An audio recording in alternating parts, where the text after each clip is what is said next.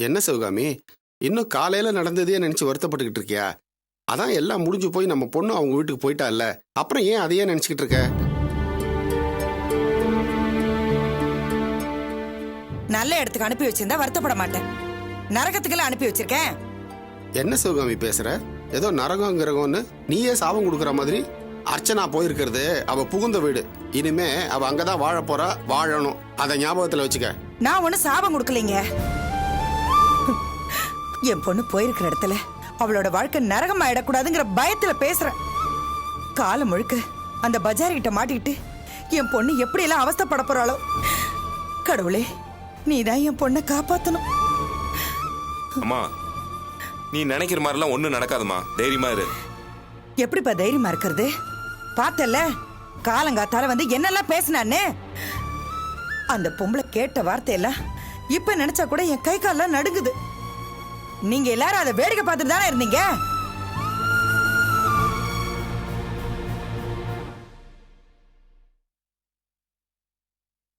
சிவகாமி, இது இன்னைக்கு நேத்துக்கு இல்ல, காலங்காலமா இப்படிதான் நடந்துகிட்டு இருக்கு. பொண்ணு வீட்டுக்காரங்க மாப்பிள்ளை வீட்டுக்காரங்க கிட்ட பணிஞ்சுதான் போகணும். அவங்க ஏதாவது பேசினா நாம அதை பொறுமையா கேட்டுக்குதாமா வேணும். அதுதான் தலையெழுத்து. பதிலுக்கு நாமளும் ஏதாவது பேசணும்னு வச்சுக்க, பாதிக்கப்பட போறது நம்மளுடைய பொண்ணு வாழ்க்கை தானே. இப்ப மட்டும் என்ன, எந்த பாதிப்பு இல்லாம அந்த வீட்டுல வாழ போறாளா? அந்த நினைப்பு எனக்கு காலையில போயிடுச்சுங்க. கிளிய வளர்த்து பூனை கிட்ட கொடுத்துட்டேன். என்ன பேசுற சிவகாமி?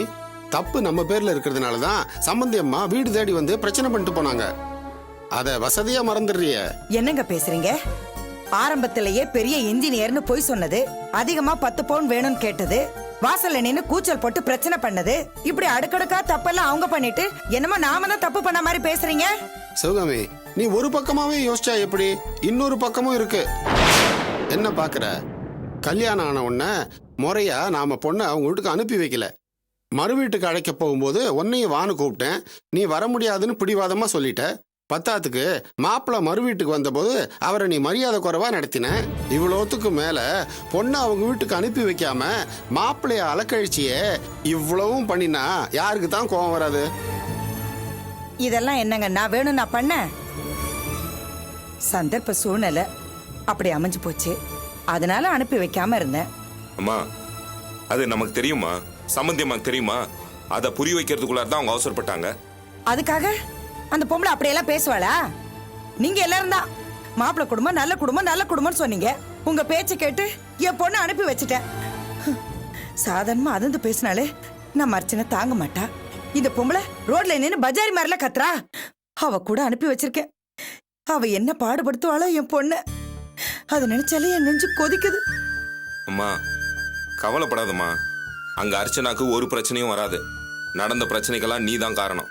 நீ மட்டும் உன் பிடிவாதத்தை விட்டு கொஞ்சம் இறங்கி வந்திருந்தேன்னு வையே, சம்பந்தி அம்மா இவ்வளவு கோவப்பட்டிருக்க மாட்டாங்க. ஆமா, இப்படி பேசி பேசி என் மனசை மாத்திருங்க.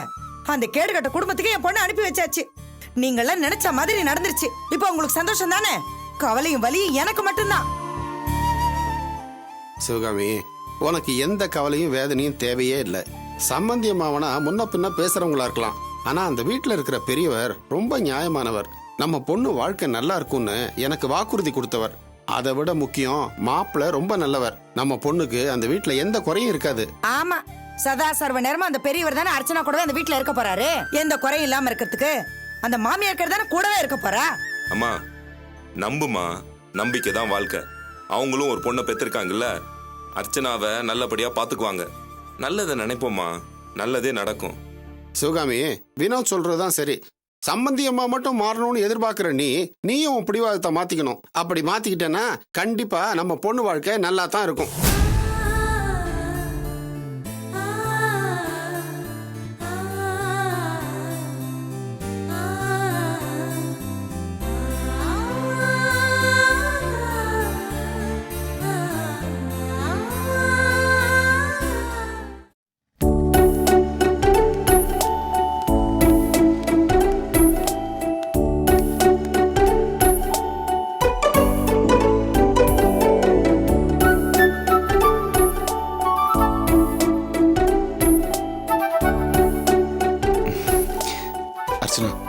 உனக்கு என்ன ஸ்வீட் பிடிக்கும்னு எனக்கு தெரியாது.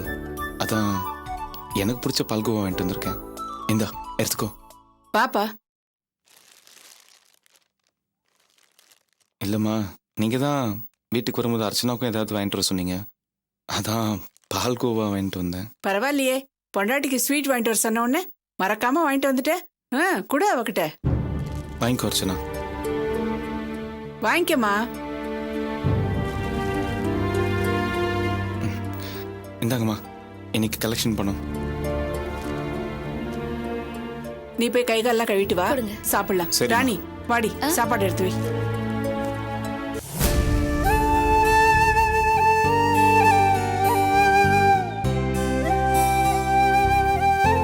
பாப்பா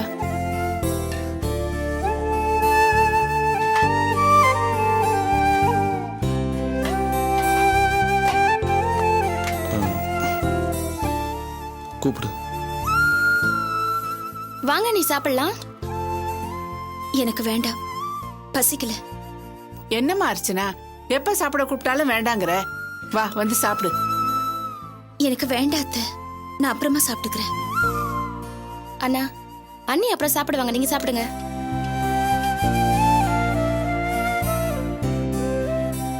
போதுமா?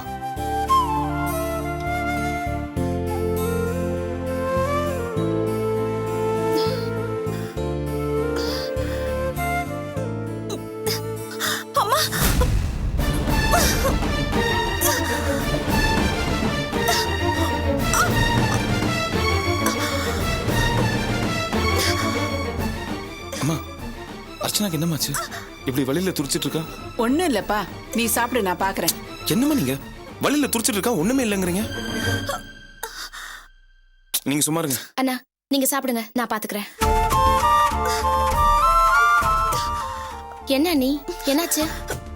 ஒண்ணும் இல்ல, சாதாரணமா மாசம் மாசம் வர வழிதான். ஏன்பா ஏ செல்வம், என்னாச்சு அர்ச்சனா? என்னாச்சு? இதெல்லாம் சாதாரணமா இந்த நேரத்துல வர வழிதான்ப்பா. என்னம்மா நீங்க வழியில துடிச்சிட்டு இருக்கா, சாதாரண வழின்னு மறுபடியும் சொல்றீங்க? செல்வம், இதெல்லாம் பொம்பளைங்க சமாச்சாரம். கொஞ்ச நேரம் வலிக்கும், அப்புறம் சரியா போயிடும். நீ போய் சாப்பிடுப்பா. அம்மா, சாப்பாடு விடுங்கம்மா, பாவம்மா. ஆஸ்பத்திரி கூட்டு போலாம் வாங்க. டேய், இதுக்கெல்லாம் ஆஸ்பத்திரி தேவையில்லப்பா, கைவைத்தியமே போதும். கொஞ்சம் வெந்தயமும் தயிரும் கொடுத்தா சரியா போயிடும். மா, என்னம்மா பேசிட்டு இருக்கீங்க? ஒருத்தி வழியில துடிச்சிட்டு இருக்கா, வெந்தயம் வெங்காயங்கிறீங்க. நீங்க முதல்ல கிளம்புங்க, டேய், ஆஸ்பத்திரி கூட்டு நீ போலாம். போய் சாப்பிடு, நான் போய் வெந்தயம் எடுத்துட்டு வரேன். மா, நீங்க என்னம்மா நீங்க? ஐயோ அண்ணா, அம்மா சொல்றது கேளு, நீ ஏன் டென்ஷன் ஆகுற? நீ வாய் மூடு. நீ சின்ன பொண்ணு, உனக்கு இதை பத்திலாம் எதுவுமே தெரியாது. நீங்களாம் சொன்னா கேட்க மாட்டீங்க. அண்ணா, அண்ணி கொஞ்சம் பொறுத்துக்கோங்க. அம்மா, கொஞ்சம் சீக்கிரம் வாயே. அண்ணா, அண்ணா.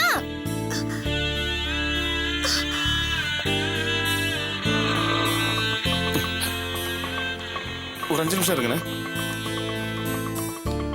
வாங்க, மேல பார்த்து வாங்க. வாங்க டாக்டர். ஒண்ணு இல்லப்பா, அதுக்குள்ள நீ போய் டாக்டரை கூட்டிட்டு அம்மா, வந்துட்டியா? நீங்க சும்மா இருங்க, உங்களுக்கு எதுவுமே தெரியாது. நீங்க இவங்க பாருங்க. 2 பேர்ல யாரு பேஷண்ட்? எதுவும் இவங்க தான்.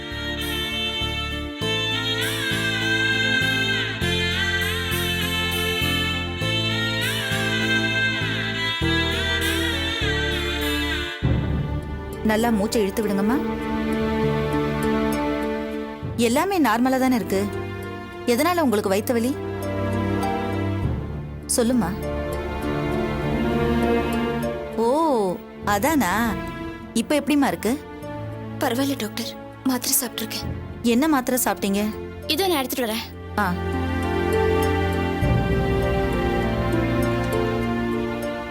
இந்தாங்க டாக்டர். இந்த மாத்திரை கரெக்டான மாத்திரை தான். ஒன்னும் பண்ணாதே. ஒன்னும் பிரச்சனை இல்லம்மா, எல்லாம் சரியாயிடும். என்னங்க, இதுக்காகவா என்ன பதறி அடிச்சு கூட்டிட்டு வந்தீங்க? நீங்க பதறினதை பார்த்து நான் ரொம்ப பயந்து போயிட்டேன். இல்ல டாக்டர், என் மனைவி வழியில துடிக்கிறத பார்த்து நான் ரொம்ப பதறி போயிட்டேன். அதான் உங்களை அவசர அவசரமா கூப்பிட்டு வந்தேன். நான் சொல்ல சொல்ல கேட்காம உங்களை கூட்டிட்டு வந்துட்டான் டாக்டர். பரவாயில்லம்மா, பொண்டாட்டி மேல இவ்வளவு அக்கறையா இருக்கிறது ரொம்ப நல்ல விஷயம் தானே. ஆமா டாக்டர், உங்க ஃபீஸ். ஆமா, காசு கொடுங்கம்மா. அதெல்லாம் ஒண்ணும் வேண்டாப்பா. எப்பவும் உன் ஒய்ஃபை இதே மாதிரி அக்கறையா பாத்துக்கோ. அதான் நீ எனக்கு கொடுக்கற ஃபீஸ். மா, இந்த மாதிரி ஒரு ஹஸ்பண்ட் கிடைக்கிறதுக்கு நீ ரொம்ப கொடுத்து வச்சிருக்கணும். வரேன்பா. வாங்க வாங்க.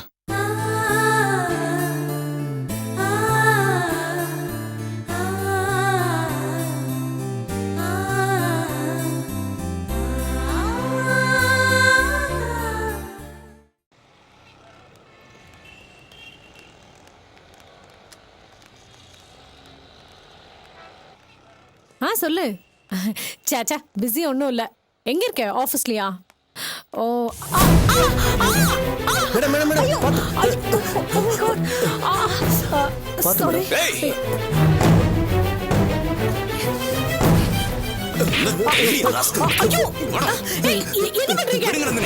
பொம்பளைங்களை இடிக்கிறதுக்காகவே பப்ளிக் பிளேஸ்க்கு வருவானே. யோ என்ன நடந்துச்சுன்னு தெரியுமா உனக்கு? என்னடா பண்றதையும் பண்ணிட்டு குரல் கொடுக்குறியா? நீ குரல் கொடுத்தா பண்ண தப்பு இல்ல ஆயிடுமா? Stop it, Shane, stop it. சும்மா இருங்க நந்தினி, இவனை சும்மா விடக்கூடாது. போலீஸ்ல ஹேண்ட் ஓவர் பண்ணும். மரியாதையா சட்டையை விடு, இல்ல நடக்கிறது வேற.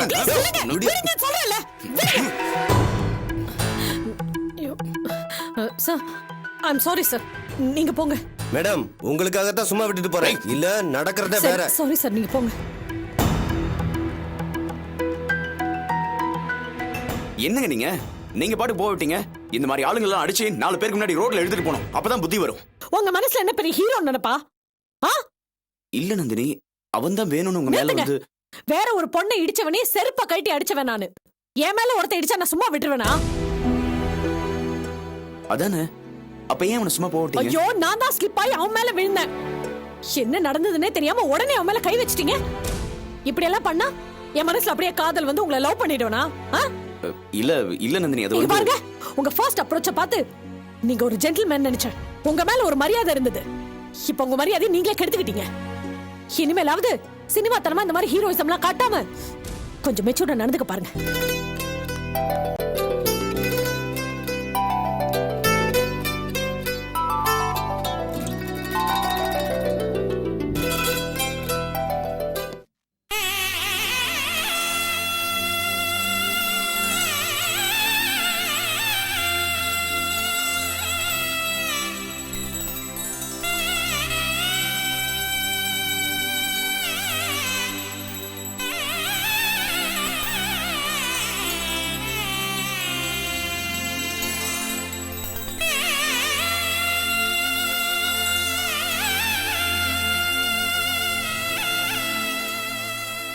பாக்யம், உன் புருஷன் மிகப்பெரிய தொழிலதிபர் ஆகணும்னு ஆயிட்டேன்னு வச்சுக்கோ.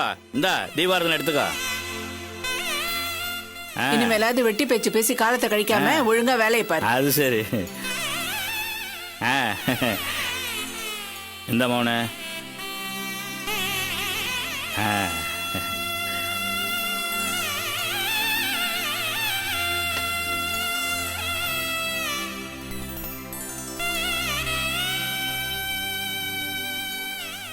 Stop it!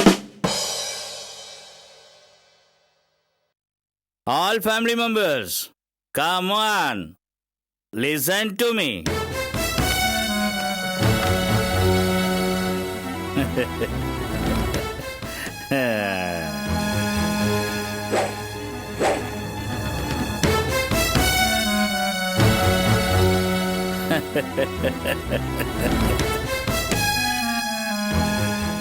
என்ன எல்லாரும் ஒரு மாதிரியா பாக்குறீங்க?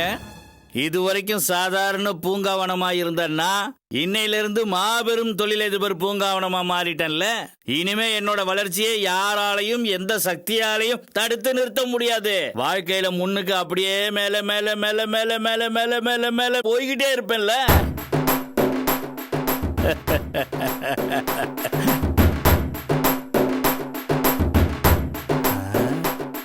ஏய், என்ன மேலனா என்னமோ மேல மாதிரி பாக்குற?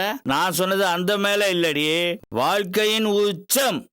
ஓஹோ, இன்னைக்கு நான் போட்டிருக்கிற இந்த பிள்ளையார் சொல்லி நாளைக்கு எல்லாருக்கும் ஆச்சரியக்குறியா மாறும்.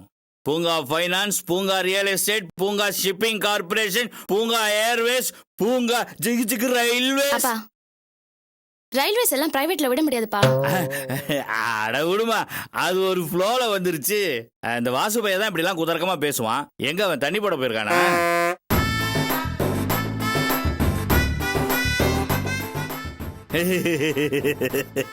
நானு அந்த தண்ணிய சொல்லல, இந்த தண்ணி சப்ளை பண்ண போயிருக்கானே அத சொன்னேன். செல்வம் அவன் என்ன படிச்சிருக்கான்? ஏதோ ஒரு டிகிரி முடிச்சிருக்கான்ல. ஓகே, பரவாயில்ல. நான் இப்போ ஓபன் பண்ண போற கம்பெனில அவனுக்கு ஒரு ஜிஎம் போஸ்ட் தரேன். அதை ஒழுங்கா பொறுப்பா பார்த்துக்க சொல்லு. ஓகேவா? சரிப்பா.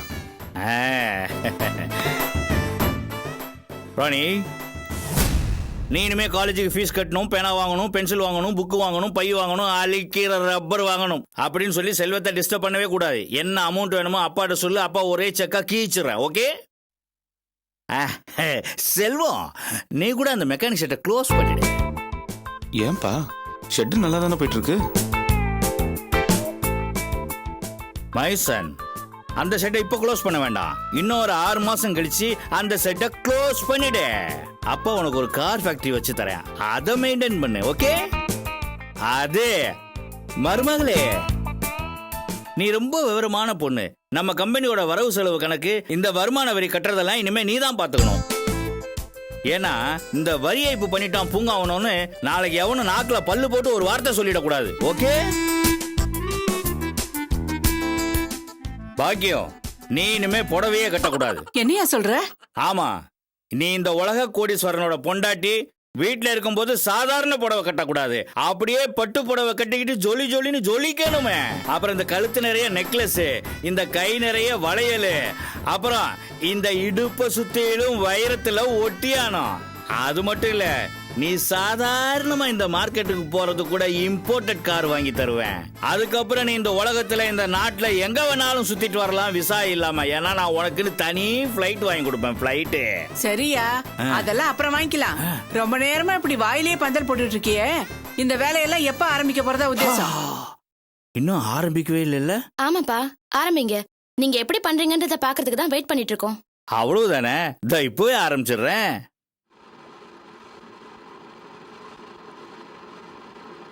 தொட்டு கொடுமா, தொட்டு கொடு. ஓ நேரம் தான் நான் பெரிய தொழிலதிபர் ஆக போறேன்.